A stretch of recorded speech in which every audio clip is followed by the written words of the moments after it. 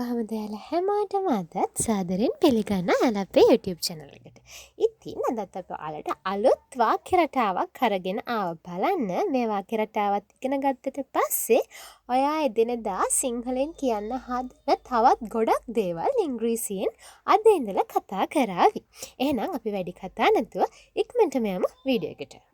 වෙනද වගේම අදරෙන් මතක් කරනවා අපේ වීඩියෝස් ලයික් කරන්න, channel එක subscribe කරන්න නැත්නම් subscribe කරන්න වගේම එහා පැත්තෙන් තියෙන bell icon එක click කරන්න. හරි. බලන්නකෝ මේ සිංහල වාක්‍ය ටික දිහා. මෙතන තියෙන්නේ අපි කරෝතින් හොඳයි කියන අදහස දෙන වාක්‍ය. දැන් ගියොත් හොඳයි. අපි දැන් කෑවනම් හොඳයි. දැන් පාඩම් කරා නම් හොඳයි. දැන් නිදාගත්ත නම් හොඳයි. අපි එහෙම කරා නම් හොඳයි. මේ විදියට අපි කළොත් හොඳයි කියන අදහස දැක්වෙන වාක්‍ය අපි එදිනෙදා ඕන තරම් සිංහලෙන් කතා කරනවා. දැන් කෑවොත් හොඳයි නේද? ඉතින් අද අපි බලන්න යන්නේ මේ වගේ වාක්‍ය කොහොමද ඉංග්‍රීසියෙන් කතා කරන්නේ කියලා. මේකට අපි had better කියලා යොදන වාක්‍ය රටාව භාවිතා කරනවා. had better කියලා යෙදුනහම මේකෙත් කියවෙන්නේ කළොත් හොඳයි. කරෝතින් හොඳයි. මේක කරෝතින් හොඳයි. අපි දැන් යමු මේ වාක්‍ය කොහොමද ඉංග්‍රීසියෙන් හදාගන්නේ කියලා බලන්න.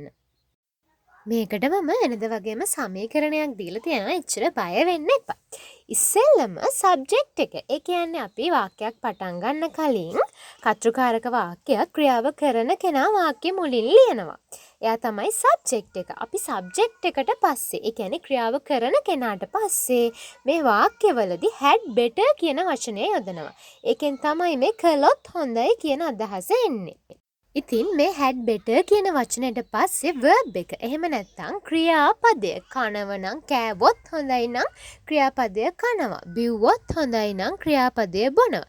ඒ වගේ verb එක ක්‍රියාපදයේ යොදලා object එක ක්‍රියාවට යටත් වෙන දෙයක් තියෙනවා නම් අවසාන වශයෙන් අපි දක්වනවා.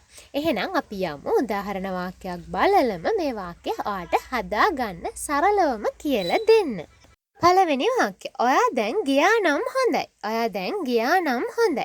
කොහොමද වාක්‍ය හදන්නේ? කවුද මේකේ ඉන්න කර්තෘ? you. ඔයා. you.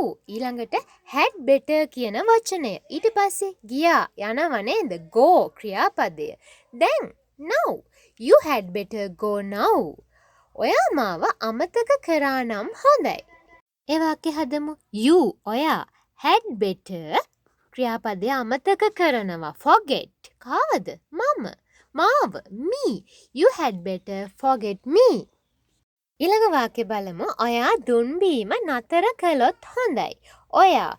you. ඊළඟට had better කියන වචනය. you had better. ඊළඟට නතර කරනව නේද ක්‍රියාපදය? stop කියලා තමයි කියන්නේ. මොනවද නතර කරන්නේ? දුන් බීම. smoking. එහෙනම් අපි වාක්‍ය ගොඩනගලා කියමු. You had better stop smoking. You had better stop smoking. ඔන්න ඊළඟට අපි ටිකට් ගත්තනම් හොඳයි. කවුද මුලින් ලියන්නේ? අපි.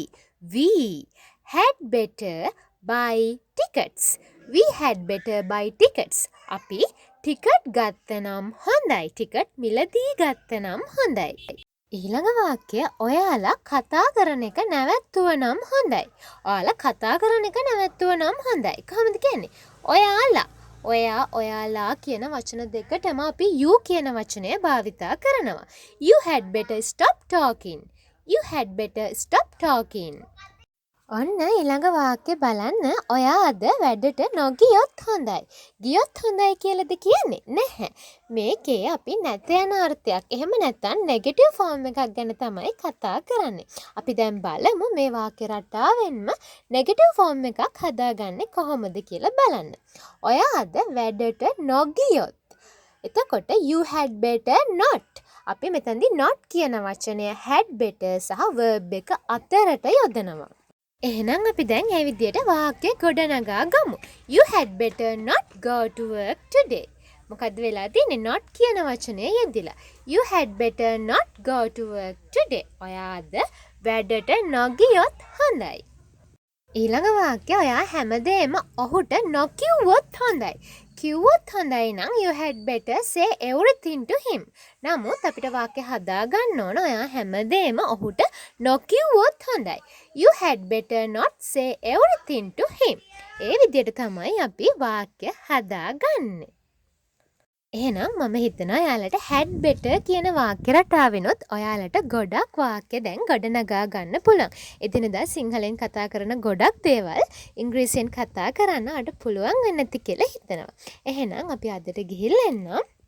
අලුත් වීඩියෝ එකක් අරගෙන එනකන් අපිත් එක්ක රැඳී සිටියාට thank you.